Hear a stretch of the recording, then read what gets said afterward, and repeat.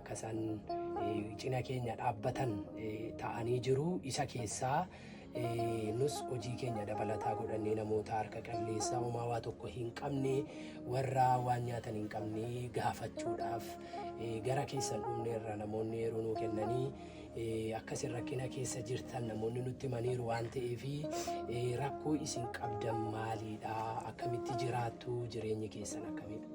Akkuma kana kun akkuma agartan kana waan yaaduun qabu waan uffadduun qabu wayyaalee dhugaadhaa kana maddeen gaddanaa kennee wayyaa nama naa kennaa dhufi gooti ijoolleen immoo danda'an egaa kotee mamma danda'an jooratanii kunoo kana uffata mannis kunoo kana jireenyi jiraadhu moo dhudhu moo laqaan siraa nama dhaqeen beeka carraan siraa nama dhaqeen hojjedhee bula amma moo na dhukkubaa ofii gooti unan dadhabee ofii gooti obbubbaa deemee obbushuu dadhabee ofii gooti ijoollee torban boriitii moolaa kunoo nan ciisa mucalloo kobbaa shanqaleessa namatu waamee naa kenne laa kunoo laa sheemaa waa itti nanne daakka laa kunoo keessa itti baabura ibsaa eeggataa itti namannuu kenne laa sheema kana mataasa wanta tokko qabu humna koo irraan kan qabe humna koo mamma mura dhukkubaa dhaabee ijoollee kana bushuu ijoollee nama kun hin qallabaa. Nyaatanii asuma qodaa bukkeedha. Wanti isin ilaaltan kun argitu namni kanarraan bulu dhugaa dubbachuudhaa fi namni kanarraan bulu dhugaadha. Manni isaanii keessi firashii kanarra afatanii nama maatii qabanidha. Ijoollee illee qabu garuu wanti isaan irra bulanii na eebbisuu jabaadhaa waaqayyo dadhabu yeroo hundumaayyuu jireenya keessan mana keessan waaqayyotti dabarsaa kennaa.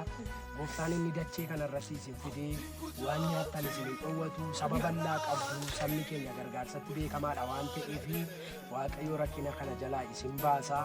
Jabaadhaa ulfaadhaa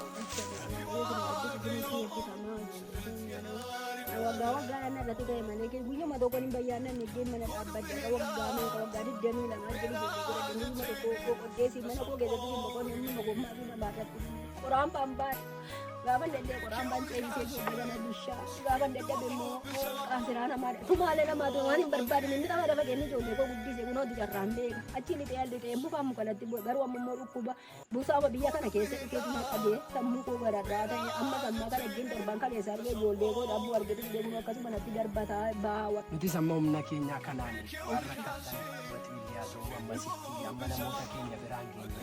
Waaqayyo waaqarraa kenna eebbifama. Kanaaf akkuma amma dubbatamaa oole maatiin kun manni illee ijaaramuu fi qaba.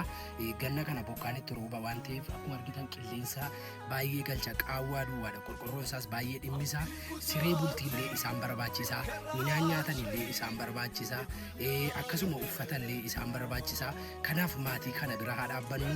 Nuyi hamma humna keenyaattis bira hin dhaabbanna jenna waan ta'eef namoonni gargaaruu barbaadan namoonni nama kana gargaaruun kan amala isiniif ta'e sabeelee nyaachisuun amala kan isiniif ta'e isin gammachiisu akkaawuntii gareen kun ittiin nama gargaaru banannee waan jirruuf karaa keessaa kottaatii akkaawuntii lukaa fudhadhaa nama kana gargaaruu gooftaan isin haa eebbisu abdii guddaa isinirraa